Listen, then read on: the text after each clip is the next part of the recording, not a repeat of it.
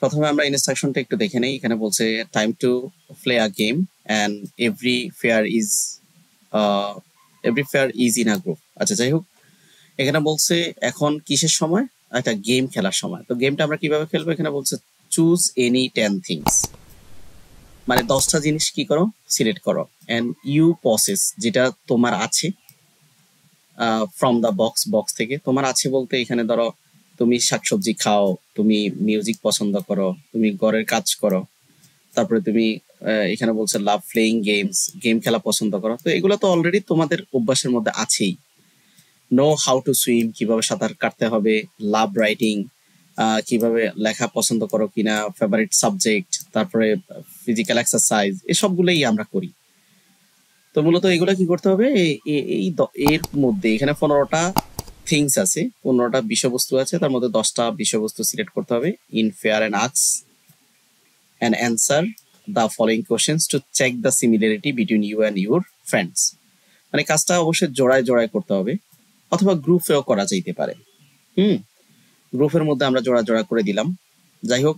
এবং তুমি একটা প্রশ্ন করলা তোমার বন্ধুকে, তোমার বন্ধু তোমাকে একটা প্রশ্ন করলো, এভাবেই কিন্তু এই 10টা প্রশ্ন মানে উলট পালট হবে, একজন আরেকজনকে জিজ্ঞেস করবে। যাই হোক, তারপরে বলছে যে ফর এভরি সিমিলারিটি, যদি তোমার প্রশ্নের অ্যান্সার, তোমার প্রশ্ন, তোমার উত্তর যদি তোমার বন্ধুর উত্তর এক হয়ে যায়, মানে মিলে যায়, ধরো এরকম আর কি, do you like vegetables, sorry, do you like vegetables, তুমি কি ভেজিটেবলস পছন্দ করো? তোমার ফ্রেন্ড বললো ইয়েস আই লাইক ভেজিটেবলস, তুমিও বললা ইয়েস আই লাইক ভেজিটেবলস, তার মানে দুইজনের উত্তরও কিন্তু উত্তর ইয়েস হয়ে গেল। সেক্ষেত্রে তোমার কি হয়ে যাবে, তোমরা 1 পয়েন্ট পেয়ে যাবে। Letter 1, share your score with the whole class. এভাবে পরবর্তীতে কোন গ্রুপ হাইস্ট স্কোর করলো তাদেরকে উইনার ঘোষণা করতে হবে। তো প্রশ্নটা কিভাবে করতে হবে, এখানে বলছে ডু ইউ ইট ভেজিটেবলস, এভাবে। আর সে জবাব দিবে ইয়েস আই ডু, অথবা সে জবাব দিবে নো আই ডোন্ট, এভাবে। যাই হোক, এই কাজটা আমরা কিভাবে করব, instruction to do the work. প্রথমে আমরা কি করতে হবে যে পুট 15 টপিকস ইন দ্য বক্সে 15 টপিকস ফেলতে হবে কাগজে লিখে। হ্যাঁ, লেখার পরে কি করতে হবে, এখানে বলছে ask student to take in any 10 topics, যে কোনো 10টা কাগজ তারা উঠাবে, বা 10টা টপিকস তারা উঠাবে, 10টা কোশ্চেন উঠাবে বক্স থেকে। তারপরে তারা কি করবে, ask to similarize their answer with গ্রুপের অন্যান্য মেম্বারদের সাথে তার উত্তর মিলানোর চেষ্টা করতে হবে, and answer the match either yes or no. যদি দুজনের উত্তরে ইয়েস হয় তাহলে 1 পয়েন্ট, যদি দুজনের উত্তরে নো হয় তাহলে 1 পয়েন্ট, যদি একজনের উত্তর ইয়েস একজনের উত্তর নো হয় তাহলে কোনো পয়েন্ট থাকবে না, এরকম আর কি। তোমাকে ধরো তোমার একটা ফ্রেন্ড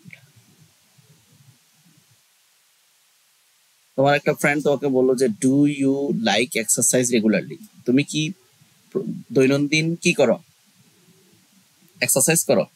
এই প্রশ্নটা করা হয়েছে কাকে, ধরো এখানে যে রুমি আছে, রুমিকে।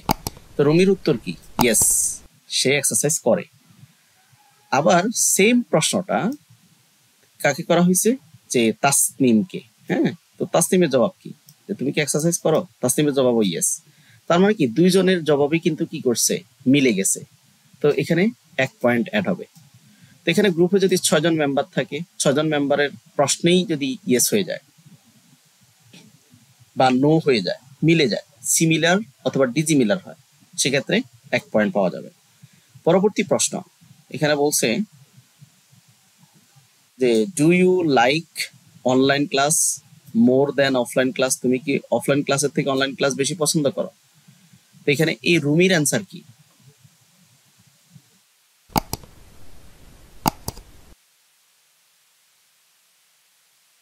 রুমির অ্যান্সার হচ্ছে নো। আর তাসনিমের অ্যান্সার কি, তাসনিমের অ্যান্সার নো। তো এটা নো হওয়ার কারণে দুজনের অ্যান্সার মিলে গিয়েছে, সেক্ষেত্রে 1 পয়েন্ট অ্যাড হবে। সর্বশেষ প্রশ্ন করা হয়েছে do you know how to swim, তুমি কি সাঁতার কাটতে জানো? তো এটা রুমির অ্যান্সার হচ্ছে ইয়েস, রুমি বলছে ইয়েস, কিন্তু তাসনিম বলছেন নো। তো দুজনের অ্যান্সার কিন্তু মেলে নাই, সেক্ষেত্রে এখানে কোনো পয়েন্ট যোগ হবে না। এভাবেই এই 10টা প্রশ্ন যখন গ্রুপ মেম্বারদেরকে জিজ্ঞেস করা হবে, ওই গ্রুপ থেকে যে সর্বোচ্চ পয়েন্ট পেয়েছে, ওই পয়েন্ট অন্যান্য গ্রুপের সাথে কম্পেয়ার করে যারা সর্বোচ্চ পয়েন্ট পাবে তারাই হচ্ছে বিজয়ী। তো এই কাজটা মূলত এইভাবে করতে হবে। আশা করি এই কাজটা করতে পারবেন। তো পরবর্তী কন্টেন্ট এটারই আরেকটা অংশ।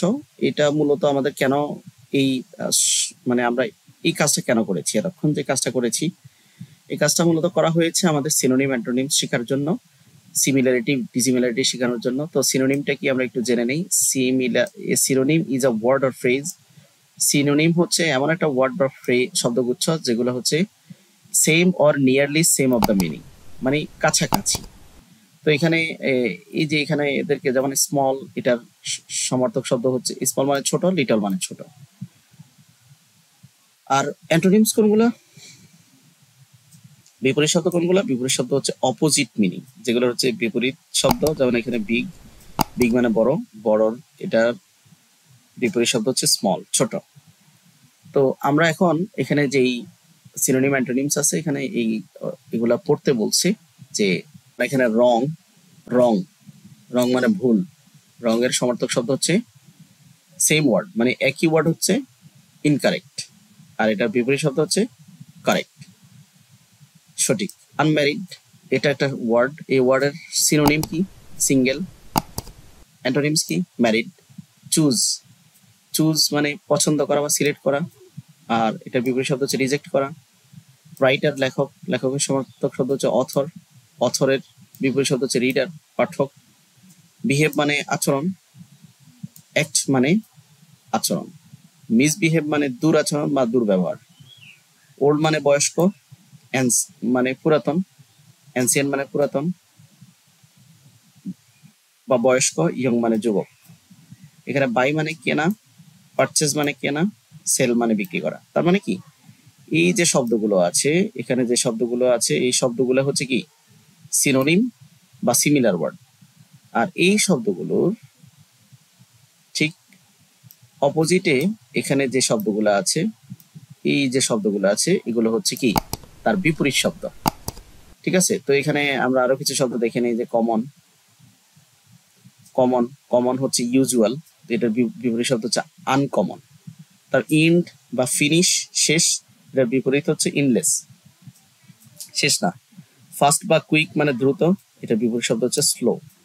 তারপর নিট অ্যান্ড টাইডি মানে পরিচ্ছন্ন, ডার্টি মানে অপরিচ্ছন্ন। রিচ অ্যান্ড ওয়েলদি মানে সম্পদশালী, পুয়ার মানে গরিব। এনকারেজ অ্যান্ড ইন্সপায়ার মানে উৎসাহ, ডিসকোর্জ মানে অনুৎসাহ। রেসপেক্ট অ্যান্ড অনার মানে একই শব্দ, তারপরে ডিসরেসপেক্ট মানে অসম্মান। কমপ্লিট অ্যান্ড ফিনিশ মানে হচ্ছে শেষ করা, ইনকমপ্লিট মানে অসম্পূর্ণ।